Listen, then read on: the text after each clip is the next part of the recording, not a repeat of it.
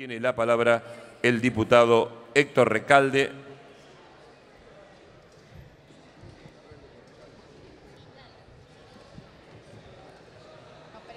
Gracias, señor presidente. Doctor Julián Domínguez. Quiero en principio agradecer la gentileza que tuvo el diputado Dato, presidente de la comisión, que me cedió la posibilidad de dar informe sobre este proyecto de ley. Y también decir que nace este proyecto de ley de la edición de un libro que dirigieron Juan Pablo Blaschi y Horacio Berbisky, en la que contribuyeron alrededor de 20 personas, incluso el que está hablando, y cuando el título del libro es Cuentas pendientes, se refiere a las complicidades económicas que tuvo la dictadura cívico-militar.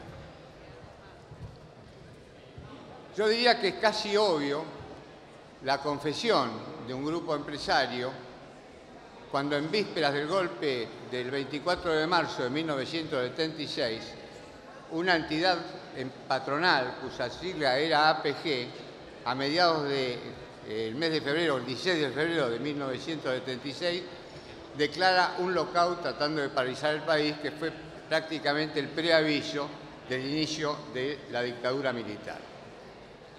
En la Comisión de Reglamentos, Peticiones y Poderes, presidida por el doctor Dato, a invitación del presidente se recibieron a varias personas que dieron testimonio directo de las circunstancias estas que esta comisión tendría como misión investigar para ver cuáles son las responsabilidades.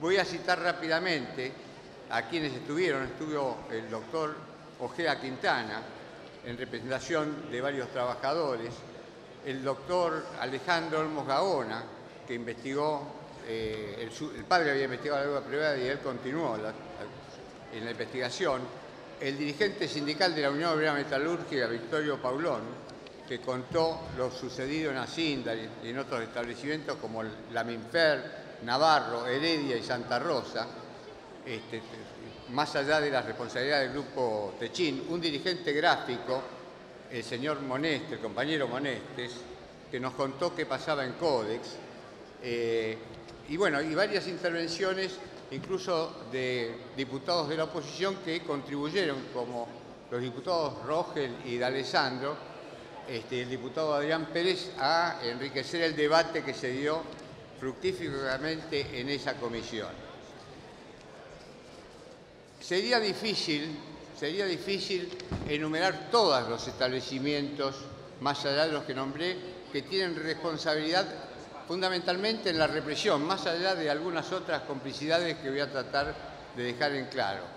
Voy a citar algunas de esas empresas: Papel Prensa, Loma Negra, Ledesma, Mercedes-Benz, Molinos Río de la Plata, el Grupo Bunge y Born, la Editorial Atlántida, las revistas Para Ti, la revista Gente y la revista Somos, La Voz del Norte, una transportadora, Celulosa, Grafa, una empresa textil, la Sociedad Rural de Junín, que se dio un predio para un centro de detención, las ceramistas Losadur, Cataño, astilleros como Mestina, Astarza y otra metalúrgica que no había citado, Movapi. Dejé al final el ejemplo, el mal ejemplo, del diario de Bahía Blanca, La Nueva Provincia, que está presidido en este momento por Vicente Massot. Vicente Massot fue imputado en la causa y desprocesado. Pero yo recuerdo algunas declaraciones de Vicente Massot diciendo que en realidad él no dirigía la empresa, que era muy joven, y que los responsables de las relaciones laborales en esa empresa eran la madre y el hermano fallecidos. Sin embargo, en otro reportaje, Vicente Massot comenta, casi jactándose, que en esa época, por supuesto que no era un nene de pecho, con lo que significa que sí había tenido participación. Pero además de eso, hace muy poco en investigaciones que realizan, porque además del CELS, además de montones de centros que investigan, son las propias víctimas las que están aportando día a día mayores testimonios. En esas actas se comprueba que la administración por un acta de directorio, un acta del libro de directorio, le había dado a Vicente Massot la responsabilidad de tener las relaciones laborales. Y quiero destacar que dos de los dirigentes gremiales gráficos fueron Loyola y Heinrich, fueron prisioneros primero de la dictadura, represaliados, torturados y luego desaparecidos. Entonces esto genera una obligación moral para todos nosotros, para que haya memoria, verdad y justicia y no haya impunidad. Pero no es solo eso.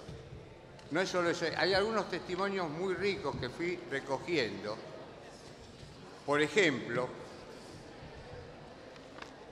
el presidente Raúl Alfonsín y el ministro Bernardo Grispo, que fue el primer ministro de Economía del presidente, comentan cuando el ministro de Economía ordena una investigación.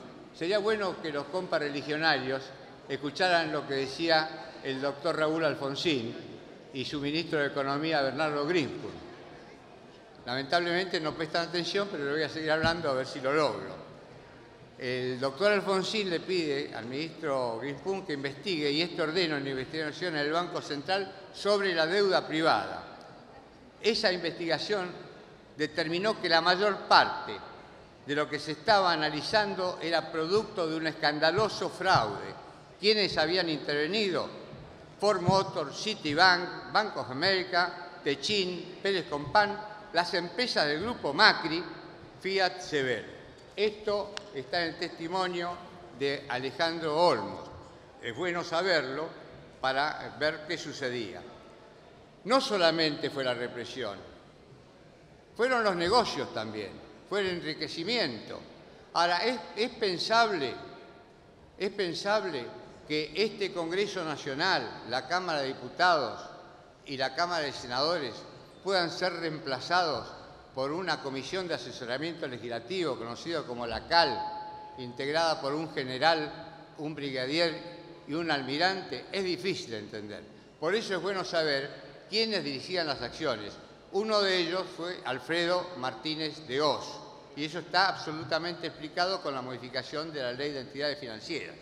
Pero además, es también absolutamente improbable que estos tres militares, en menos de un mes, 28, 29 días, produjeran una modificación de la Ley de Contrato de Trabajo que tenía 302 artículos, de los cuales 27 fueron derogados y 99 modificados. Estamos haciendo investigaciones porque nadie, ninguno de los especialistas en derecho del trabajo, seguramente no abogados de trabajadores, que elaboraron, aportaron su técnica al servicio de las empresas, que obviamente bajaron el costo laboral, sometieron a los trabajadores y tuvieron mayor rentabilidad.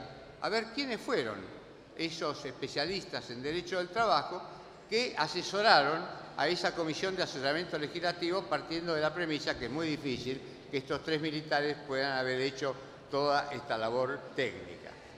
Quiero aclarar que con la Ley de Entidades Financieras de 1977 también se jactaban los que habían intervenido en la redacción de esto, que habían prácticamente desaparecido las cooperativas y que los bancos habían concentrado su capacidad de trabajo, y de 3.000 sucursales que tenían los bancos en nuestro país, duplicaron la cantidad de sucursales, pasaron a 6.000. Esto nosotros en aquella época, con la fuerza juvenil que teníamos en esos años y el temor que teníamos también, lo llamábamos la patria financiera.